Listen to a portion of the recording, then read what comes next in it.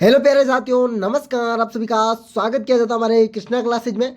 जैसे कि आप सभी को पता है, रीट एग्जाम 2025 की अपडेट जानकारी के लेकर आया हूं मैं। आपने थंबनेल तो देख लिया होगा और हम चलते हैं अपने प्रश्नों की ओर। जो आपके मन में जो भी प्रश्न है वो उन प्रश्नों का आज पूरा हल करेंगे आज हम। चलो हम चलते हैं। पहला प्रश्न आपसे क्या है? सभी बच्चों ने मेरे को कमेंट किया कि सर ये इसका क्या, इसका क्या। इसलिए मैंने ये सोचा कि सभी के लिए मैंने एक वीडियो बना दूं और सभी के लिए हेल्पफुल होगा। ठीक है ना। पहला ही प्रश्न आपका है, नया सिलेबस क्या होने वाला है?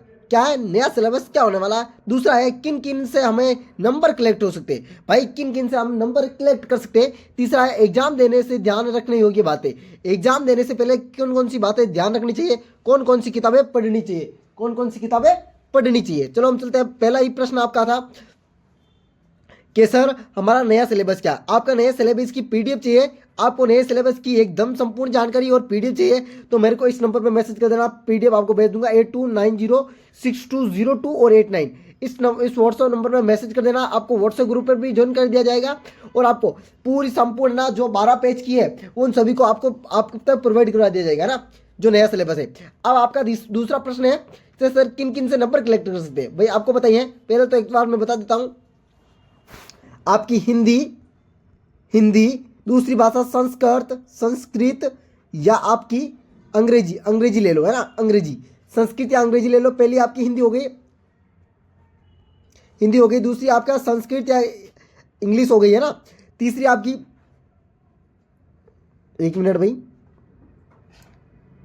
हिंदी, अंग्रेजी, संस्कृत, आपकी गणित, मैथमेटिक्स और आपकी ईवीएस ईवीएस ईवीएस आ गई और आपकी विज्ञान।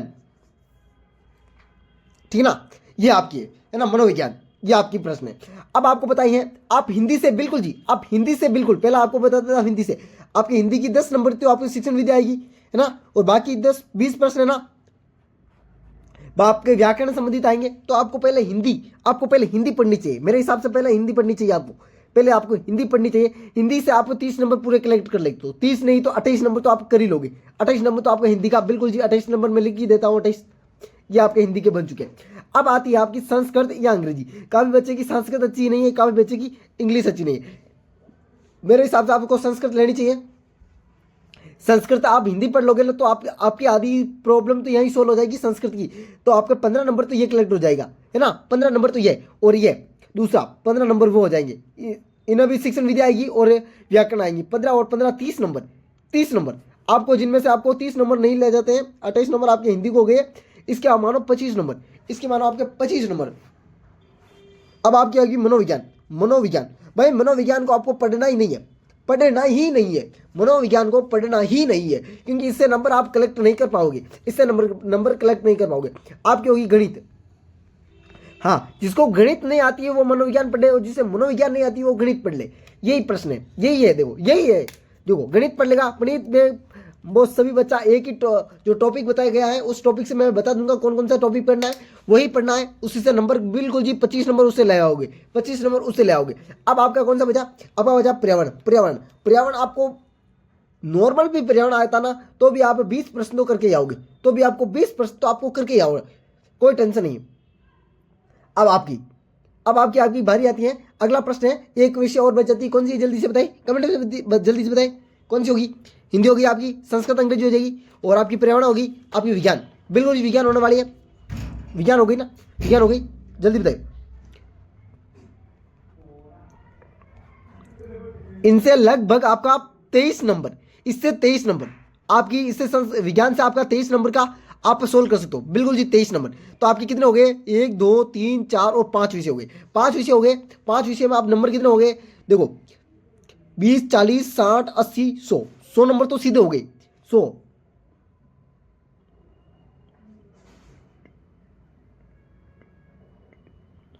है ना।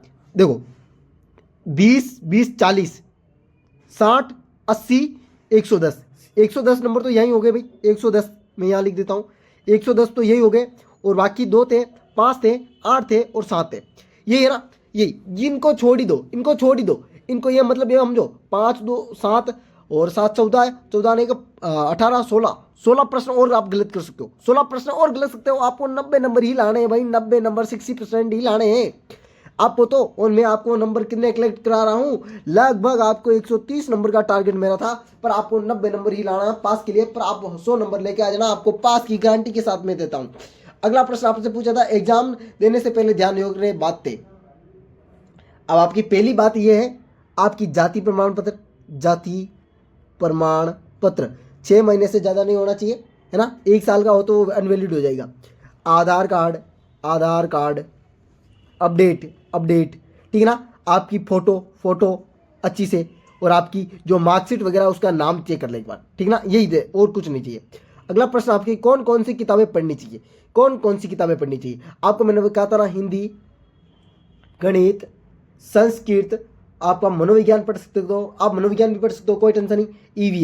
ईवीएस हो गई ना 5, ये आपकी हो गई, ठीक है ना। इनमें से आपको कोई भी किताबें सिकवाल की ले सकते हो, मूमल की ले सकते हो, आपको मुकेश पांचोलिया जी की ले सकते हो।